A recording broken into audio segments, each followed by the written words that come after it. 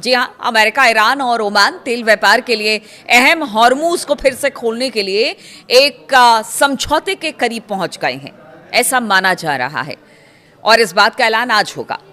तो अमेरिका ने बुधवार यानी कि 5 अगस्त को इस डील की घोषणा करने की योजना बना ली है, यानी कि आज हो सकता है कि इसका ऐलान हो जाए। अब वो किस तरह से होगा, क्या होगा, उसकी थोड़ी बहुत जानकारी जो निकलकर सामने आ रही है वो आपको बताती हूँ।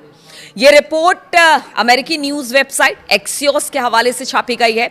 अगर ये डील फाइनल हो जाती है तो ये बहुत अहम बात होगी। कई हफ्तों से बातचीत के दौर से गुजर रहे इस समझौते का मकसद अमेरिका और ईरान के बीच सीज फायर को फिर से शुरू करना और परमाणु समझौते पर बातचीत को दोबारा शुरू करना है।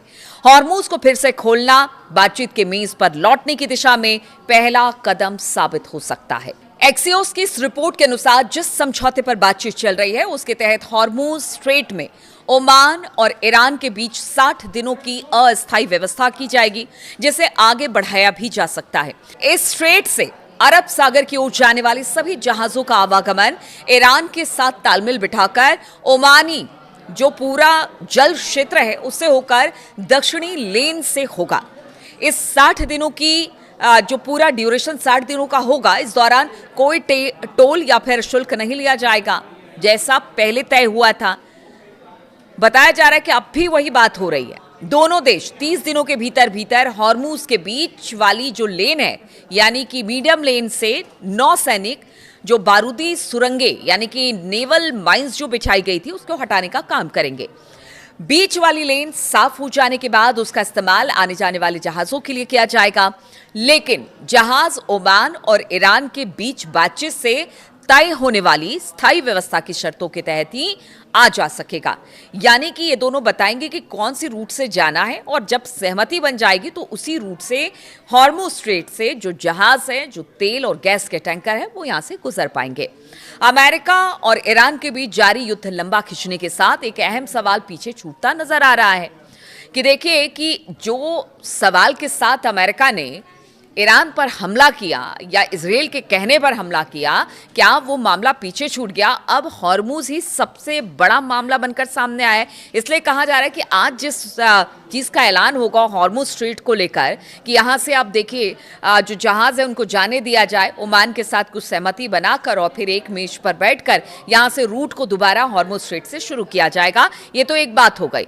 अब देखना होगा, समझौता तो पहले भी 60 दिनों का हुआ था लेकिन उसका कोई नतीजा नहीं निकला। इस बीच हमने देखा कि किस तरह से जबरदस्त तरीके से अमेरिका ने हमला किया, ईरान ने उसका जवाब दिया और ईरान का बार बार कहना है, आज जब तक स्थिति स्पष्ट नहीं हो जाती कि वाकई बातचीत हो रही है तब तक तो ईरान का यही कहना है कि देखिए ऐसा है कि हम बातचीत के लिए आगे नहीं बढ़ रहे हैं। जो ट्रंप बार बार कह रहे हैं ना कि ईरान चाहता है, लेकिन ईरान ने कहा है कि हमने कोई पेशकश नहीं की है। अब जब आज अगर इस पर वाकई सहमति बनती है तो वो कितना रंग लाएगी ये देखने वाली बात होगी। ये तो बात हो गई हॉर्मुज स्ट्रेट की, लेकिन एक अहम मुद्दा जो कि जिसको लेकर मैं आपको बता रही थी कि अमेरिका और इजराइल ने मिलकर ईरान पर हमला किया, क्या वो जो मुद्दा था वो पीछे छूट रहा है? हम बात कर रहे हैं ईरान के परमाणु हथियार बनाने को लेकर। तो देखिए, ईरान क्या परमाणु हथियार बनाना चाहता है और यदि हाँ तो ऐसा अब वो ऐसा करने में सक्षम है, ऐसी बात हो रही है। देखिए, दोनों देशों के बीच अब जो हॉर्मुज स्ट्रेट है वो अहम हो गया है और ये बड़ा विवाद बन गया है। पहले इसको सुलझाएंगे, बाद में देखेंगे परमाणु कार्यक्रम का ईरान को करना क्या है, इस तरह का अमेरिका का बयान है। ऐसे में ये हैरानी की बात है कि परमाणु कार्यक्रम पर पहले जैसी चर्चा नहीं हो रही है। वर्ष 2025 और 26 की बात की जाए तो अमेरिका और इजराइल के लिए ये सबसे बड़ा और हमले का प्रमुख कारण था और इसी को लेकर यह कहा गया था कहीं ऐसा ना हो कि ईरान परमाणु बम बना ले, परमाणु हथियार बना ले। इसीलिए मिडिल ईस्ट में शांति के लिए हमने ये काम किया है कि हमने ईरान पर हमला कर दिया, लेकिन अब वो पीछे छूट रहा है। और परमाणु हथियार विकसित करने की बात जहां तक है ईरान की, उसको लेकर कहा जा रहा है कि आयतुल्ला अली खामनेई साहब नहीं चाहते थे, लेकिन मुस्तफा चाहते हैं कि परमाणु संपन्न देश ईरान बने। और अब इसी चीज को लेकर आशंका जताई जा रही है कि क्या अब ईरान जल्द परमाणु बम बना लेगा या हथियार बना लेगा। ईरान ने स्पष्ट कर दिया है कि वो हॉर्मुज स्ट्रेट से गुजरने वाले जो जहाज हैं उनकी आवाजाही को प्रभावित करने की क्षमता रखता है, और ये उसने बता दिया है। इससे युद्ध समाप्त होने के बाद भी अंतर्राष्ट्रीय समुदाय पर वो लगातार दबाव बनाता रहेगा, और एक नया साधन और एक नया टूल उसके हाथ में लग गया है, ये अब ईरान जान गया है। और माना जा रहा है कि ईरान के पास दबाव बनाने की क्षमता भी है, क्योंकि देखिए सिर्फ परमाणु बम को लेकर यह हमला किया गया था अमेरिका की तरफ से, लेकिन अब तो उसके पास स्ट्रेट ऑफ हॉर्मुज भी है। माना जाता है कि ईरान के पास लगभग इस वक्त 440 किलोग्राम 60% तक इनरिच्ड यूरेनियम मौजूद है, जो सैद्धांतिक रूप से लगभग 10 परमाणु हथियार बनाने के लिए पर्याप्त और सक्षम है। सामान्य परमाणु ऊर्जा संयंत्रों के लिए केवल 3 से 5% तक इनरिच्ड यूरेनियम की आवश्यकता होती है, जबकि जो बाकी कार्य हैं जैसे रिसर्च का काम है या फिर इलेक्ट्रिसिटी है या बाकी काम है रोजमर्रा की चीजों में, अनुसंधान कार्यों में अधिकतम 20% तक संवर्धन यानी कि इनरिच्ड यूरेनियम माना जाता है कि होना चाहिए। ऐसे में अगर 60% तक इनरिच्ड यूरेनियम ईरान के पास है तो इसी बात को लेकर अमेरिका चिंता जता चुका था, और इजराइल ने भी चिंता जताई थी कि देखिए अगर हमें ये पता चल रहा है, हमारे सोर्सेस से पता चल रहा है, तो ऐसा है। क्योंकि देखिए विशेषज्ञों के अनुसार परमाणु हथियार विकसित करने की संभावना के अलावा इसका कोई और व्यवहारिक उद्देश्य नहीं दिखाई देता है, ऐसा एक्सपर्ट मानते हैं। इससे संकेत मिलता है कि ईरान भविष्य के लिए अपने विकल्प खुले रखना चाहता है परमाणु हथियारों को बनाने के लिए। हालांकि परमाणु हथियार बनाने के लिए केवल इनरिच्ड यूरेनियम की ही जरूरत नहीं पड़ती है। इसके लिए आपको विशेष उपकरण की जरूरत पड़ती है, इक्विपमेंट्स की, कुछ और अन्य सामग्री की जरूरत होती है, एक पूरा इंफ्रास्ट्रक्चर आपको चाहिए होता है।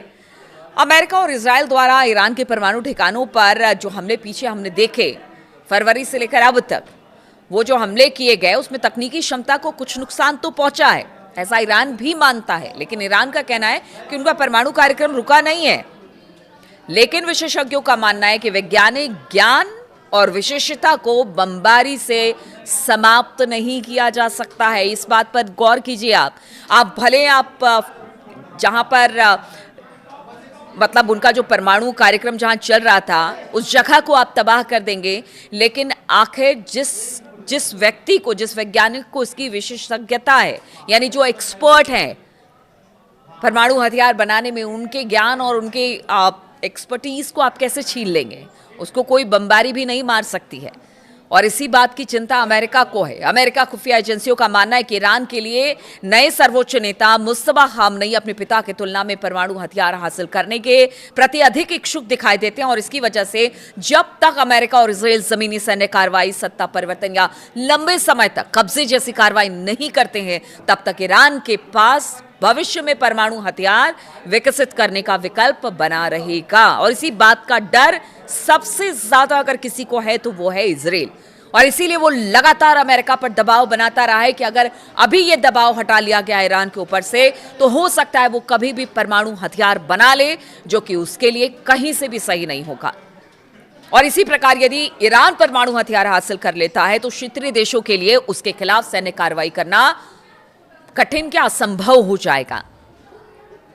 आप देखिए ऐसे में अमेरिका को भी लगता है, आप देखिए जिनके पास भी परमाणु हथियार है उनसे अमेरिका उलझता नहीं जल्दी। ऐसे में आप उत्तर कोरिया का एक उदाहरण देख सकते हैं कि उत्तर कोरिया कुछ भी कर ले, अमेरिका कभी उसको पलटकर जवाब नहीं देता।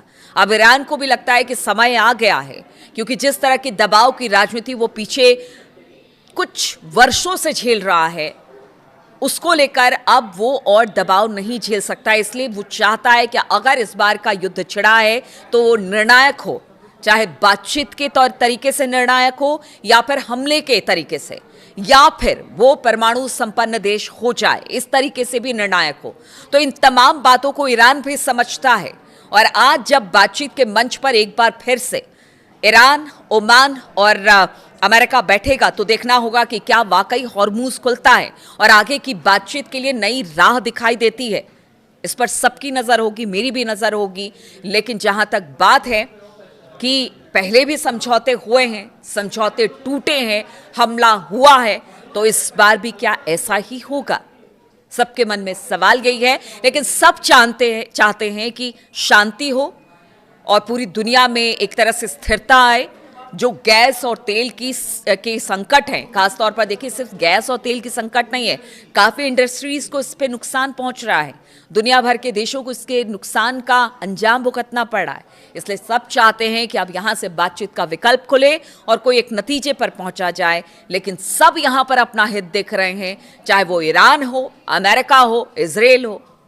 तो देखना होगा आज की बातचीत, आज जो बातचीत होती है या फिर जो शर्तें रखी जाती है उस पर क्या आगे का रास्ता खुलता है, नजर रहेगी मेरी। बहुत बहुत शुक्रिया मेरे साथ इस वीडियो में शामिल होने के लिए। आपके कमेंट्स का इंतजार रहेगा।